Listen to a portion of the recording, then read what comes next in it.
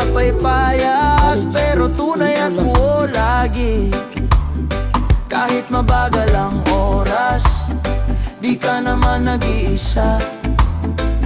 Dito mo matututunan ang